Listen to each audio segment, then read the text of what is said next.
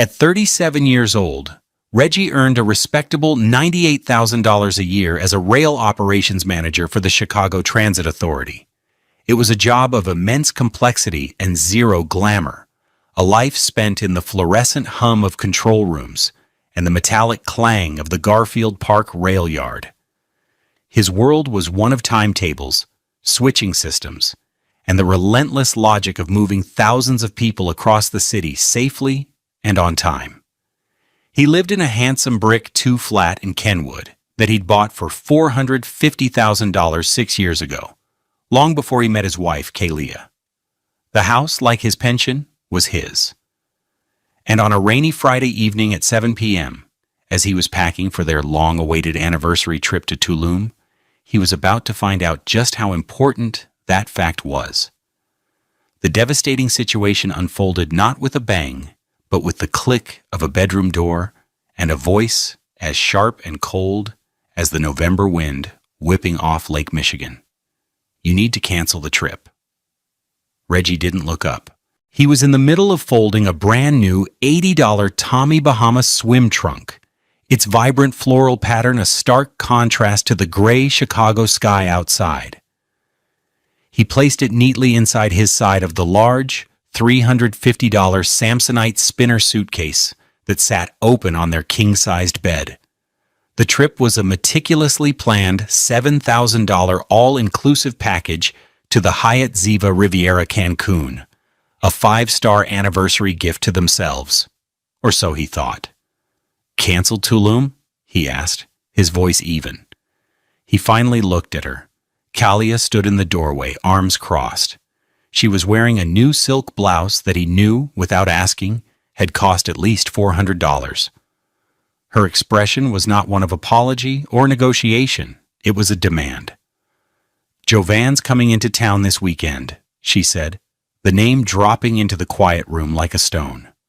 Jovan, her ex-boyfriend, the free-spirited, perpetually struggling artist she spoke of with a frustrating mixture of pity and admiration. His gallery showing in New York got moved up, and he has a layover. He wants to see me. Reggie's hands, which could deftly manage the controls of a multi-ton train system during a blizzard, felt strangely heavy.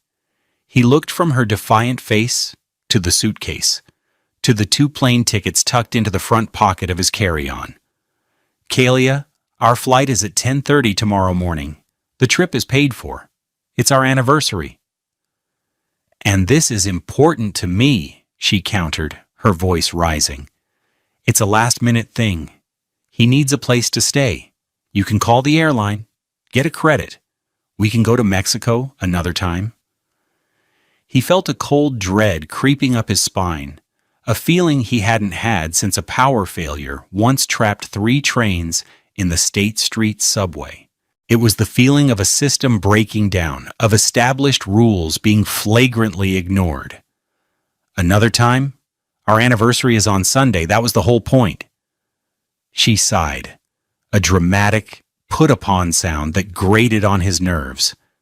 "Reggie, don't be so rigid. It's just a vacation. This is my friend. A friend who needs me." He thought about the word friend. He thought about the late-night texts she would quickly hide. He thought about the way her voice changed when she said Jovan's name. He had spent his career mastering intricate systems, but the emotional logic of his own marriage remained a baffling, chaotic mess. He had tried to believe it was just friendship, a relic of a past life. But this was different. This was a deliberate choice, a public declaration of priorities. "So you want me to cancel our $7,000 anniversary trip? A trip we've been planning for 6 months so your ex-boyfriend can crash at our house?" His voice was dangerously quiet. Kalia took a step into the room. She saw his stillness not as a sign of coiled anger, but as a prelude to surrender. She had always seen his calm, methodical nature as weakness, a lack of passion. She had underestimated him for the entirety of their 3-year marriage. It was a mistake that was about to cost her everything. "Yes," she said, her tone hardening into its final, unbreakable form. "That's what I want. And if you can't do that for me, if you're going to be this selfish, then I'll be calling my lawyer on Monday morning to file. It's that simple. Cancel the trip, or we're getting a divorce." Have you ever been faced with a choice so clear it felt like the world was holding its breath? That's the moment Reggie found himself in. And what he did next changed everything. Let us know in the comments if you've ever had to make a stand for your own dignity. The silence that followed her ultimatum was absolute. The only sound was the faint hiss of rain against the window pane of their master bedroom. In that silence, Reggie's world didn't shatter. It clarified. It was as if a thick fog had finally lifted, revealing the stark, undeniable truth of his marriage. He wasn't a partner. He was a provider. He wasn't a husband. He was a highly compensated convenience. His mind, trained for logical progression, began to catalog the evidence. This wasn't a sudden storm. It was the hurricane that had been building just over the horizon for years. He thought back to their first anniversary. He had made reservations at Alinea, a 3-Michelin-star experience that cost a staggering $1,800 for two and required booking 3 months in advance. He'd been so excited, wearing a new $900 Zegna suit he'd bought for the occasion. An hour before they were supposed to leave, Kalia had called. "Babe, something came up," she'd said, her voice breezy over the phone. "Cynthia is having a total meltdown over her breakup. We're at the aviary getting cocktails. I can't just leave her." Kalia, the reservation, they charged the full amount for a no-show. "Oh, don't be so worried about the money, Reggie. It's just money. My friend needs me." He ate the $1,800 cancellation fee and a cold sandwich from his own refrigerator that night. She came home after 2 a.m., smelling of gin and expensive perfume, and fell asleep without another word about it. He had told himself it was a one-time thing, that she was just being a good friend. He had no idea how wrong he was. Then there was the matter of his job. He was proud of what he did. Managing the CTA's green and pink lines was a monumental responsibility. His $98,000 salary was the bedrock of their life, the silent engine that powered her expensive tastes. Yet, she spoke of his career with a thinly veiled contempt, especially in front of her friends. He remembered a dinner party at their house about a year ago. They were hosting 2 other couples, friends of hers from her days working at a boutique PR firm. One of the husbands, a finance guy named Marcus, was talking about a multi-million-dollar deal he'd just closed. Kalia had beamed at him, her eyes wide with admiration. Later, Marcus's wife, a kind woman named Simone, had turned to Reggie. "It must be so stressful, your job, keeping the whole city moving." Before he could answer, Kalia laughed, a light, dismissive sound. "Oh, Reggie just plays with his train set all day. It's not exactly high finance, is it?" The table went quiet for a beat too long. Reggie had felt a hot flush of shame crawl up his neck. He'd looked at his wife, who was already turning back to Marcus, completely oblivious to the wound she'd just inflicted.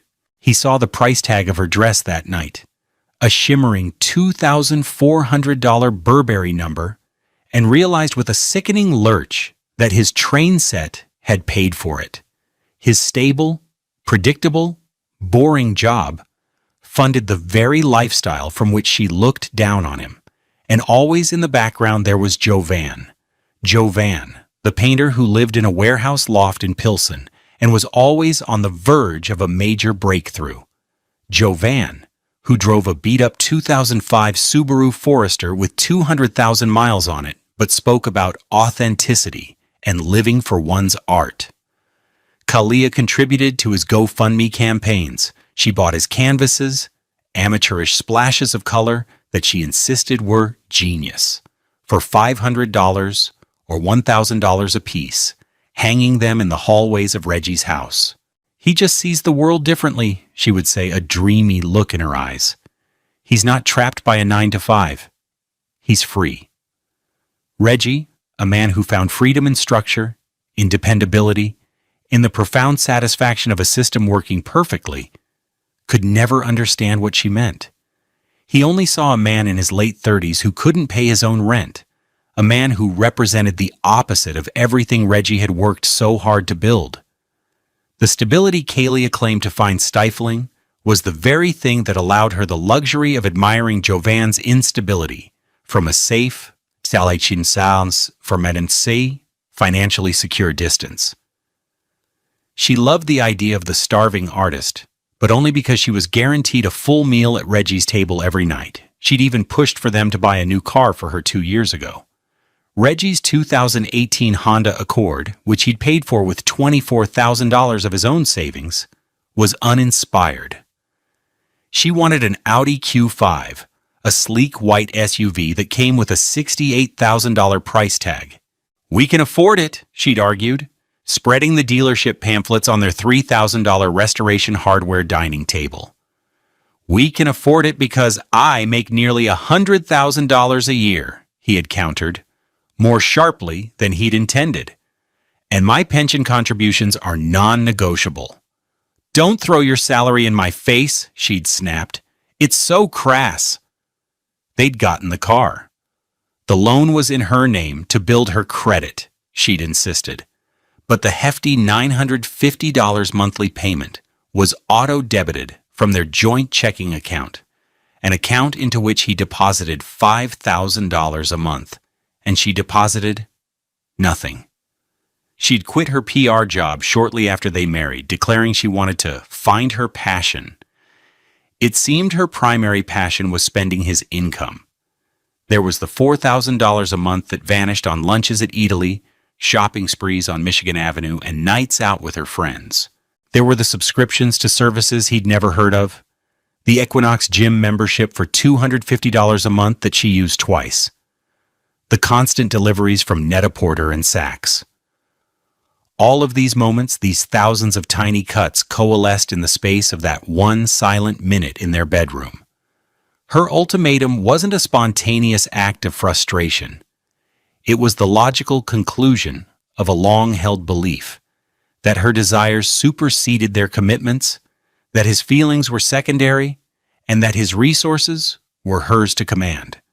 The trip to Tulum was not just a vacation. It was a symbol of his effort, his planning, his desire to connect, and she was asking him to burn it to the ground to roast marshmallows with a ghost from her past. He looked at her standing there, so sure of her power, so confident in his compliance. And for the first time, he didn't see the woman he had once loved. He saw a stranger, a beautifully dressed, incredibly expensive stranger standing in his house, telling him to set himself on fire to keep her warm. The cold dread in his stomach was gone. In its place was a profound, almost serene, stillness. He was a man of systems, and when a system is fundamentally broken, you don't patch it, you shut it down. The ultimatum hung in the air, thick and toxic. Cancel the trip, or I'm filing for divorce on Monday. Reggie's gaze dropped from Kalia's face back to the open suitcase on the bed. He saw the neatly folded swim trunks, the crisp linen shirts, the bottle of $30 Supergoop sunscreen. He saw the physical manifestation of months of planning, of looking forward to something that was supposed to be theirs. Then he did something Kalia didn't expect. He did nothing. He didn't yell. He didn't plead. He didn't argue. He simply walked around the bed to his dresser, a solid oak piece he'd inherited from his grandfather. He opened a drawer and took out 3 pairs of socks, rolling them into tight, perfect cylinders, just as he had been taught in his brief stint in the Army Reserves years ago. He placed them in a small compartment of the Samsonite. Kalia watched him, a flicker of confusion crossing her features. His silence was a variable she hadn't accounted for. She had expected a fight, a dramatic confrontation that would end with her tearful, victorious forgiveness, after he capitulated. This quiet, methodical continuation of his task was unnerving. "Reggie, did you hear me?" she pressed, her voice losing a fraction of its sharp edge. "I heard you," he said, his back still to her. He opened another drawer and pulled out a stack of T-shirts. He selected two, a plain gray one from a $50 three-pack by Mack Weldon and a black one with a subtle CTA logo on the sleeve, a gift from his team. He folded them with practiced precision and laid them next to the linen shirts. This was the moment. This was the scene where he was supposed to be playing dumb, feigning compliance while his mind raced. But for Reggie, it wasn't an act. It was a retreat into the one thing that had never failed him: process. He was no longer packing for a vacation with his wife. He was executing a logistical maneuver. The objective had changed, but the steps remained the same. Gather supplies, secure transport, reach destination. Kalia, however, saw what she wanted to see. She interpreted his calm packing as a sign that he was caving, that he was simply going through the motions before making the requisite phone calls to cancel everything. A slow, triumphant smile spread across her face. She had won. Again. "Good," she said, her voice softening into a tone of magnanimous condescension. "I knew you'd be reasonable. I'll go call Jovan and let him know it's all set. He can take the guest room. And don't worry. We'll use the airline credit for a trip to Napa in the spring. It'll be even better." She walked over to him, placing a hand on his arm. His muscles were rigid beneath his shirt. "Thank you, baby. This really means a lot to me." Reggie said nothing. He simply picked up his DOP kit from the dresser. Inside was a $45 Kiehl's facial cleanser, a $28 Jack Black moisturizer, his toothbrush, and the $150 Philips electric razor he used to keep the edges of his short, neat locks perfectly groomed. He zipped the kit, its contents a small, portable summary of his daily routine, and placed it carefully in the suitcase.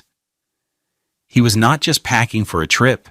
He was packing his life, separating it from hers piece by piece. He moved from the bedroom to his home office, a small room overlooking the backyard garden that he tended to with meticulous care. Kalia followed him, chattering on her phone, presumably to Jovan. "Yes, it's fine now. No, he just needed a minute to process. Of course you can stay here, don't be silly. I can't wait to see you." Reggie ignored her. He opened the drawer of his desk, a sturdy $800 piece from Crate and Barrel. He took out his passport, his spare wallet containing his emergency credit cards and $500 in cash, and the folder containing the deed to his house and a copy of their prenuptial agreement. He slipped the folder into the main compartment of his leather laptop bag, a $400 Toomey briefcase he'd bought himself to celebrate his last promotion. He then unplugged his $1,200 MacBook Air and slid it into its padded sleeve. Every object he touched had a story, a price tag, a connection to a life he had built through diligence and hard work. The house, purchased with a $90,000 down payment he had saved over a decade. The pension, a silent testament to 15 years of early mornings and late nights. The very air in the room seemed to vibrate with the quiet power of his self-sufficiency, and Kalia, laughing on the phone with her ex, was utterly blind to it. She ended her call as he was zipping the briefcase shut. "All set," she said brightly. "He's landing at Midway tomorrow around noon. We can go pick him up in the Audi." "We." The word struck him as absurd. There was no "we" anymore. There was him and there was her. Two separate entities with irreconcilable goals. He looked at her, truly looked at her, for the first time since she'd issued her ultimatum. He saw the expensive blouse, the perfectly styled hair, the confident smile of a woman who believed she held all the cards. She was beautiful, but it was the cold, hard beauty of a diamond, a beauty he now realized was entirely transactional. In his mind, a different kind of calculation was taking place. It wasn't emotional, it was tactical. He was a strategist. He managed the flow of a major city artery. He understood contingency plans. Years ago, when he and Kalia had decided to get married, his sister, a sharp-witted paralegal, had insisted he get a prenup. "Reggie, I love you, but you're a planner," she'd said. "You have a pension, you have a house. Kalia has a lot of expensive shoes. Plan for the worst, hope for the best." He had felt guilty at the time, but he had listened. They had gone to a top-tier law firm in the Loop. He remembered the heavy wood-paneled office, the view of Millennium Park, the senior partner, a man who billed at $1,500 an hour, explaining the terms. The document was an ironclad fortress. It explicitly designated the Kenwood house as his sole and separate property. It shielded his entire CTA pension, which after 15 years of service was already valued at over $400,000 and projected to be worth more than $1.5 million by his retirement. It included a mutual waiver of spousal support, acknowledging that Kalia was young, healthy, and had a resume from her PR career. Her own lawyer, a $900 an hour shark from a competing firm, had reviewed it and advised her to sign. She had, with a casual flick of her pen, as if it were a mere formality. She had never truly believed it would ever apply to her. She had never imagined a scenario where he would actually leave. He also remembered a specific choice he'd made when booking the Tulum trip. The travel agent had offered a standard package and a flexible package for an extra $500. The flexible option made the booking non-transferable but fully usable by either of the named travelers, and it allowed for date changes with a minimal fee. Out of a lifelong habit of building in redundancies, a habit honed by years of dealing with track fires and signal malfunctions, he had paid the extra $500. The trip was in his name. It was his to take, with or without her. "Reggie?" Kalia prompted, her smile faltering slightly at his prolonged silence. "Are you going to make the calls now? To the airline and the hotel?" Reggie looked at his watch. It was 8:47 p.m. "No," he said, his voice flat and calm. "I'm not." He picked up his laptop bag and walked back into the bedroom. Kalia followed, the first seeds of real panic beginning to sprout in her chest. "What do you mean you're not? We agreed." He didn't answer. He simply placed the laptop bag next to the front door. He returned to the bedroom and zipped the Samsonite suitcase closed. The sound was definitive, a sharp, final punctuation mark on their 3 years of marriage. He lifted the 40-pound suitcase off the bed and wheeled it out into the hallway. He walked to the entryway closet and took out his all-weather jacket, a practical $250 North Face shell. He put it on. He picked up his car keys from the small bowl on the $250 crate and barrel entryway table, where they always kept them. Kalia stood in the archway between the living room and the hall, her arms wrapped around herself. The confident, triumphant posture was gone, replaced by a dawning horror. Her face, which had been alight with victory moments before, was now pale with confusion. "Reggie, what are you doing?" Her voice was a thin whisper. "Where are you going with that suitcase?" He turned to face her, his hand on the doorknob. The rain lashed against the door, a fitting soundtrack for the storm that had finally broken inside his house. "You gave me a choice," he said, his voice devoid of anger or malice. It was the voice he used in the control room when announcing a critical system change, calm, clear, and absolute. "You said cancel the trip or you file for divorce on Monday. You told me to choose." He paused, letting the words hang in the air between them. "I'm going to the airport." He opened the door and, without a backward glance, stepped out into the cold, rainy Chicago night. leaving her standing alone in the beautiful house his money had furnished and his name had secured. He had made his choice. The drive to O'Hare International Airport was a blur of slick asphalt and the rhythmic thump of the windshield wipers on his 2018 Honda Accord. The city lights smeared across the wet glass, transforming the familiar Chicago skyline into an abstract painting of neon and shadow. Reggie drove with a steady hand, his knuckles white on the steering wheel. He felt a strange sense of detachment, as if he were watching a movie of his own life. The man driving this car, heading to the airport with a suitcase full of summer clothes in the middle of a November downpour, felt both like himself and like a complete stranger. He didn't feel anger, not yet. The emotion was too hot, too chaotic. What he felt was a profound, chilling clarity. It was the same feeling he got in the moments before a major service change at the CTA, a complex, multi-layered operation where one wrong move could cause cascading failures across the entire system. His marriage had been a cascading failure for years, and he had just pulled the emergency brake. He pulled into the economy parking lot, Lot G, the one he always used. The fee was $15 a day, a practical choice. He found a spot, killed the engine, and sat for a long moment in the sudden silence. His phone buzzed in his pocket. He knew it was Kalia. He ignored it.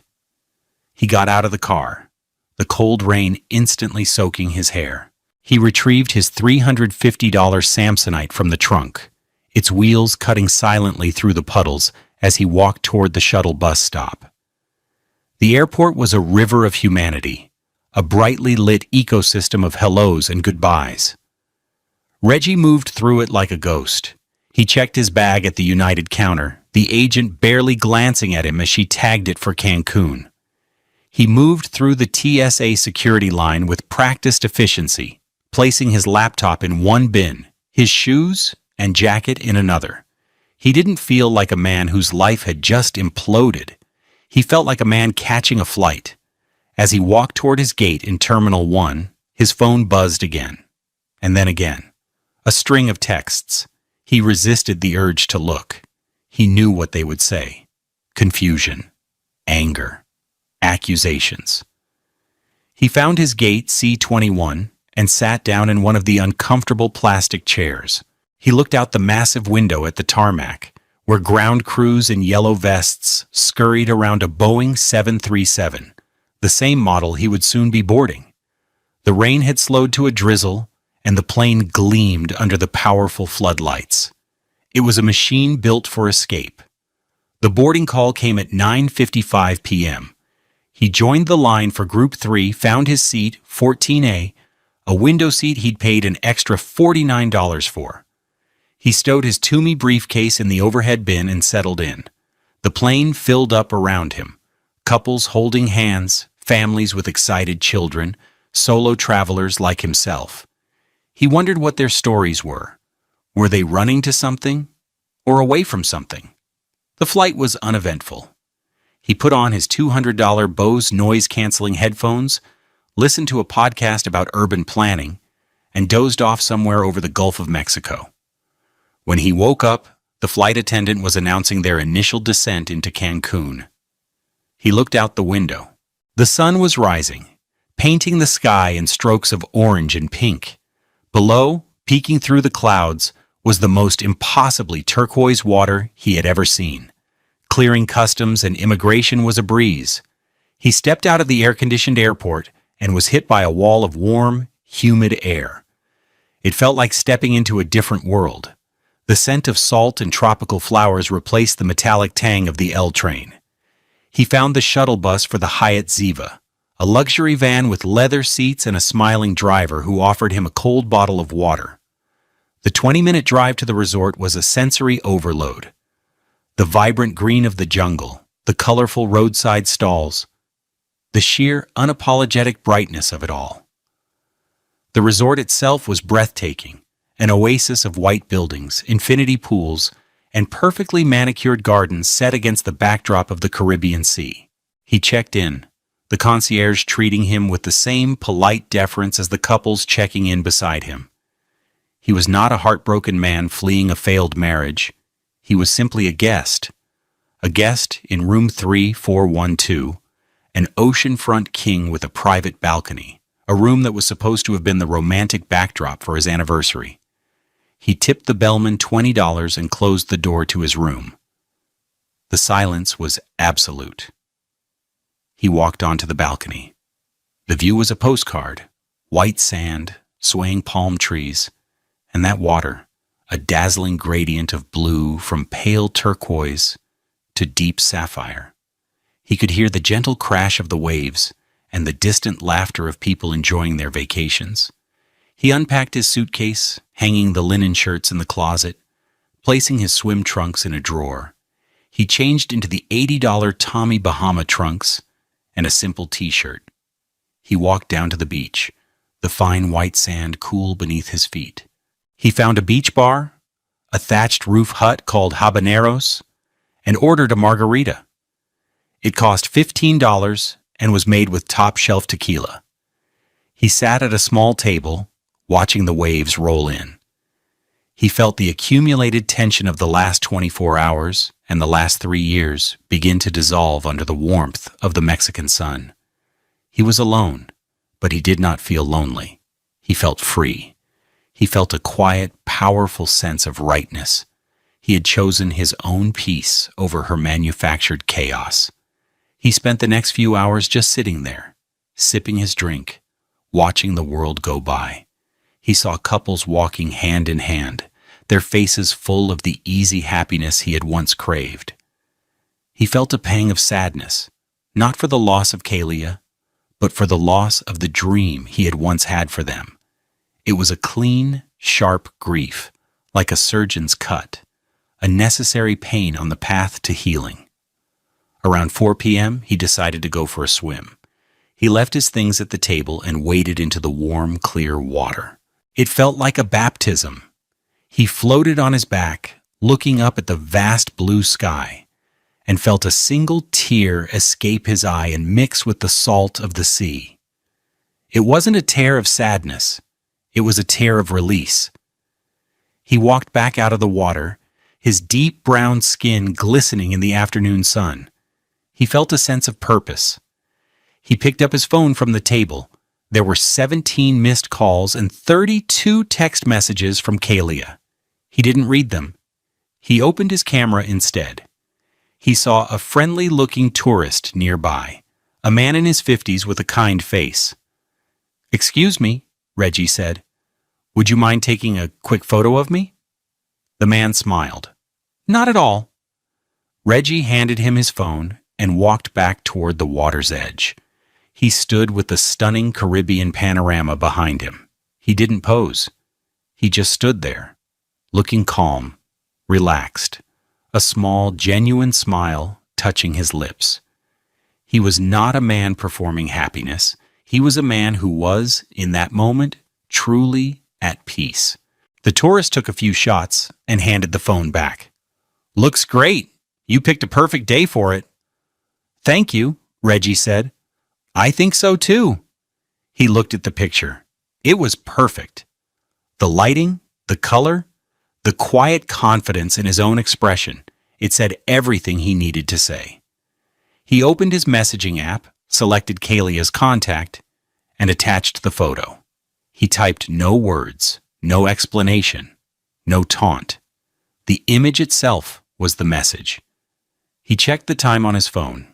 It was Saturday, 4:14 p.m. in Chicago. He hit send. The strike was complete. The message delivered instantly. A small blue check mark appeared beneath the photo of him on the sun-drenched Tulum beach. For a moment, Reggie felt a flicker of something, anticipation, maybe even a trace of vindictive satisfaction. But it passed as quickly as it came, replaced by the serene emptiness of the ocean in front of him. He had launched the missile. He had no interest in watching the explosion. He put his phone on silent, tucked it into his beach bag, and went for a long walk down the shore. But in the Kenwood house 1,600 miles away, the explosion was deafening. Kalia was sitting on their $4,000 Roche-Beaubois sofa, her phone clutched in her hand. Jovan was supposed to have landed an hour ago, but she hadn't gone to get him. She'd been frantically calling and texting Reggie since he'd walked out the night before, her messages cycling through confusion, anger, and a dawning, sickening panic. The arrival of the photo was like a silent thunderclap. She stared at the image. Reggie. On a beach. A beautiful, tropical beach. He was smiling.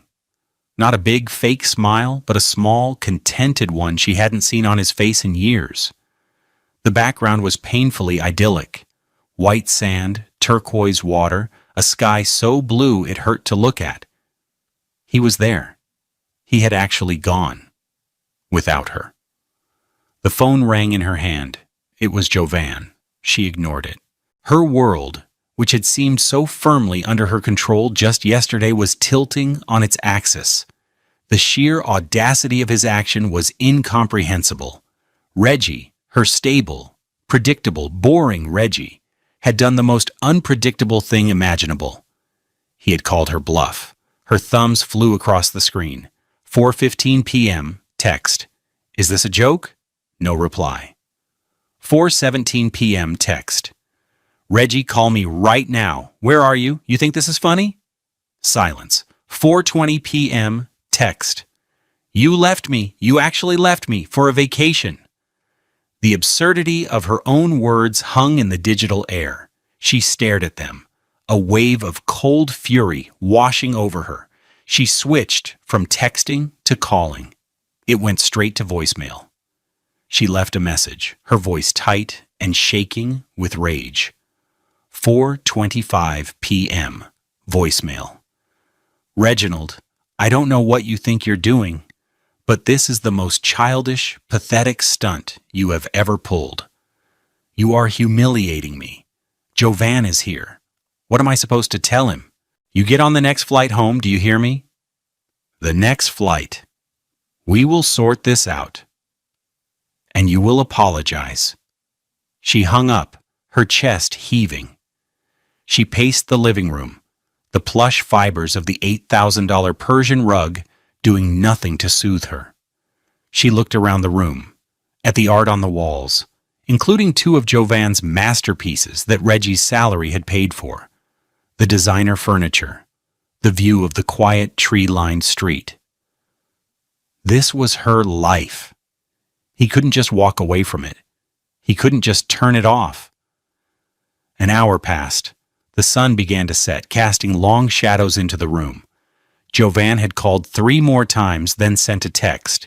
Hey, landed. Everything okay? Where are you?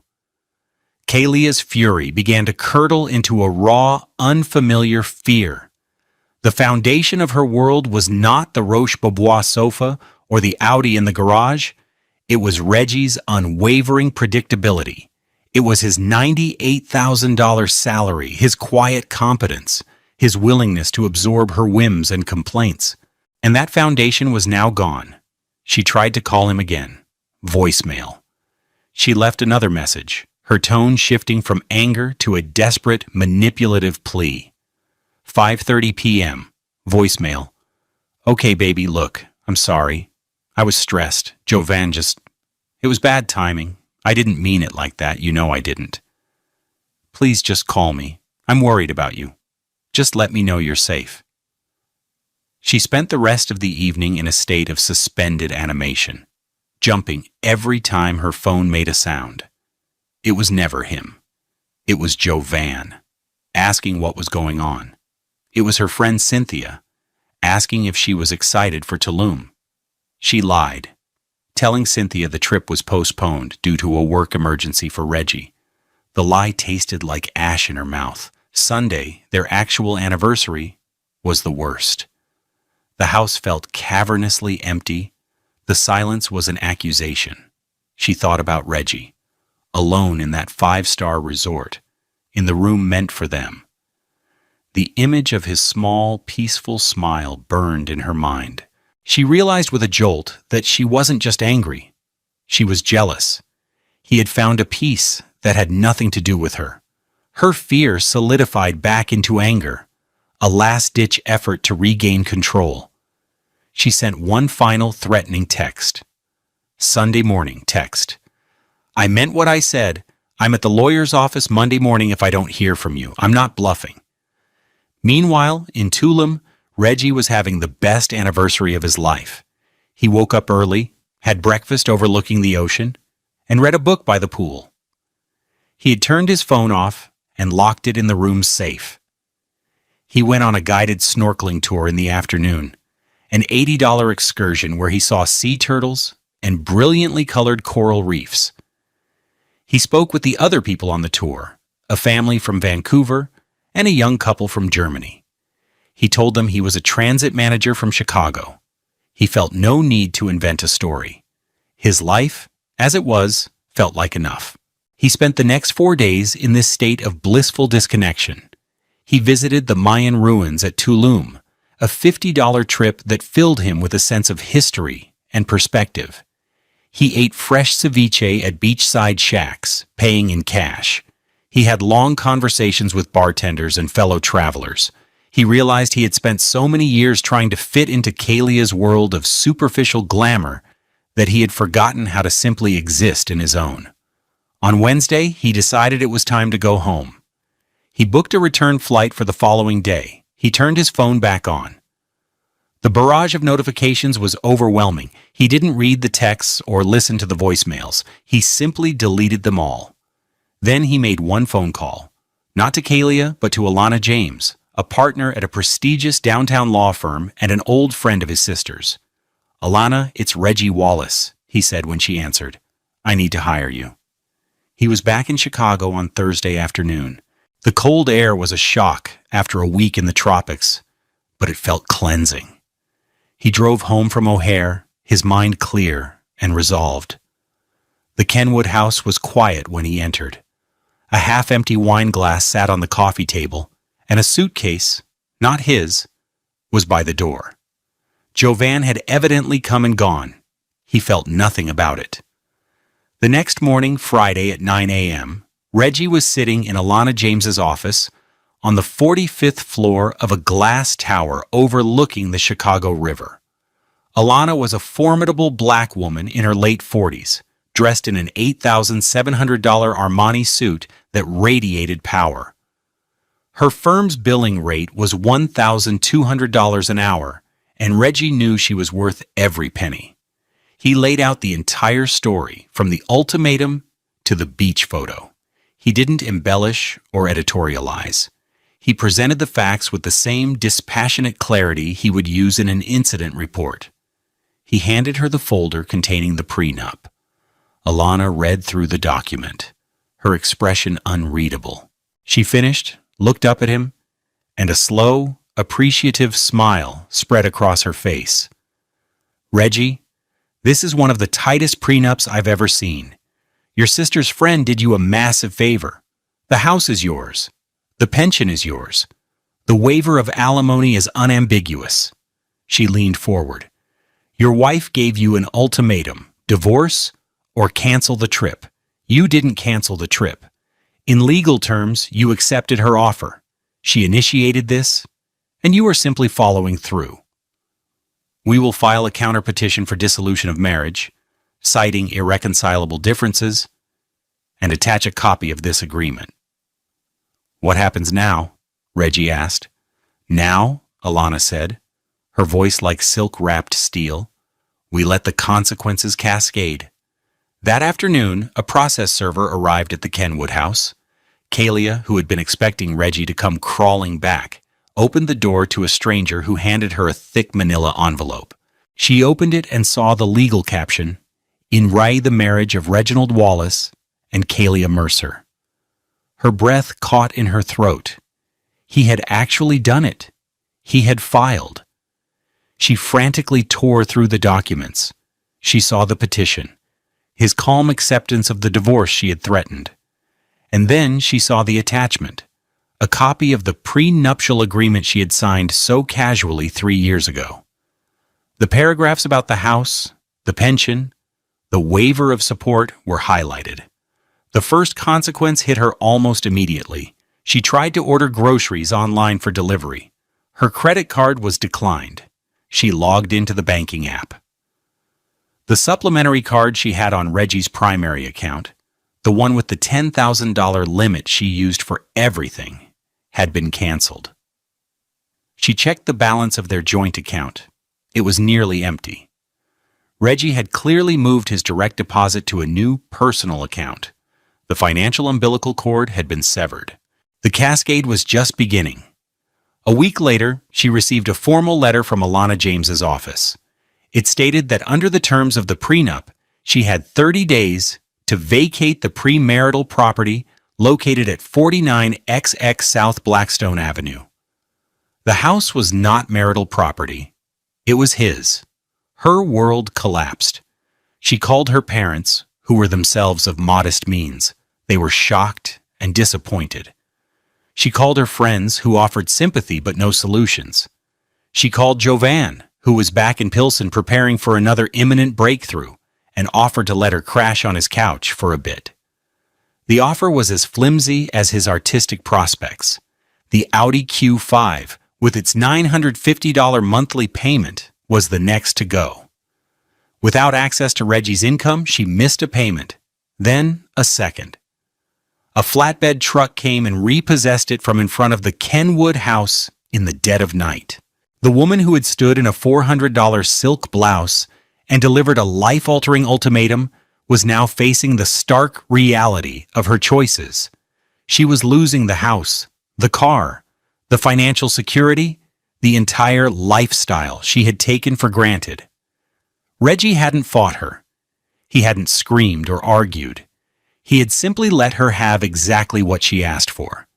And in doing so, he had taken back everything that was his. The consequences were not cruel. They were merely the logical, inevitable result of her own actions. 1 year later, the Chicago autumn was in full display. The trees along the lakefront a brilliant explosion of red and gold. The air was crisp and clean. Reggie ran along the path near 31st Street Beach, his breath pluming in the cool morning air. His long, neat locks were tied back, and his face, with its deep brown skin luminous in the early sunlight, was set in a look of peaceful concentration. He wore a simple pair of $90 Brooks running shoes and a well-worn CTA marathon t-shirt. He was not the same man he had been a year ago. The divorce had been finalized 6 months after he'd filed. It had been, as Alana James predicted, remarkably straightforward. Kalia's lawyer had made a few desperate, blustering attempts to challenge the prenup, claiming coercion and emotional distress, but the document was unassailable. The judge, a no-nonsense woman who had seen it all, had upheld the agreement in its entirety during a brief 10-minute hearing. Reggie kept the Kenwood house, its value having appreciated to nearly $550,000 in the hot Chicago real estate market. He kept every penny of his CTA pension, now valued at well over $500,000. Kalia walked away with her personal belongings, the debt on her repossessed Audi, and a harsh education in the difference between assets and accessories. The last he'd heard, she had moved into a small, $1,800 a month one-bedroom apartment in South Shore and was working as a hostess at a restaurant in the West Loop. Jovan was, predictably, no longer in the picture. Reggie had held a quiet, cathartic estate sale in the house. He sold the $4,000 Roche-Beaubois sofa, the $8,000 Persian rug, the $3,000 Restoration Hardware dining table. He sold Kalia's collection of Jovan's art to a thrift store for $50. In total, he made about $15,000 from selling the artifacts of a life that was never truly his. He used the money to repaint the entire interior of the house in calm, neutral tones. He furnished it with simple, functional pieces from West Elm, an article that suited his own taste. A comfortable leather sofa, a solid wood dining table, bookshelves filled with books on history and urban design. The house finally felt like his home. But the biggest change in Reggie's life wasn't the furniture, it was a change in purpose. He was still a rail operations manager, still excellent at his job. But the quiet satisfaction he got from a smoothly running system no longer felt like enough. He wanted to build something, not just manage it. He reached out to the HR department at the CTA and, with their blessing, started a mentorship program for young adults from underserved communities who were interested in a career in transit. He called it the Next Stop Initiative. He personally sponsored the first two apprentices, a sharp young woman named Keisha and a quiet, determined young man named Darnell, both from the Inglewood neighborhood. He paid for their technical certifications and training courses out of his own pocket, an investment of about $5,000 per apprentice. He met with them every other Saturday morning at a coffee shop in Hyde Park. He didn't just teach them about signal systems and switching protocols. He talked to them about financial literacy, about building a career, about the quiet dignity of skilled, essential work. He saw in their eager faces a reflection of his younger self, a kid from the South Side who just wanted to build a stable, meaningful life. Watching them gain confidence and skills gave him a sense of fulfillment that no five-star resort ever could. His run finished, he slowed to a walk, stretching his arms as he looked out over the vast, calm expanse of Lake Michigan. The sun was fully up now, glinting off the water. He felt a profound sense of peace. He had faced the ultimate betrayal, not with rage, but with resolve. He had refused to be a supporting character in the drama of his own life. He realized that for years he had been measuring his worth by the wrong metrics: the salary he earned, the house he owned, the beautiful wife on his arm. He had been trying to buy a sense of value that could only be earned through integrity. The ultimatum had been a gift, a terrible, painful gift that had forced him to reevaluate everything. True wealth, he now understood, isn't what you can buy, but the dignity you refuse to sell. It's not found in expensive vacations or designer clothes, but in self-respect, in purpose, and in the quiet joy of investing in others. He had lost a wife, but he had found himself. And in the end, it was the most profitable exchange of his life. The world tells us that love means sacrifice. But at what point does sacrifice become self-destruction? Reggie found his line in the sand. Where is yours? Share your story in the comments below, and let's talk about the power of choosing yourself.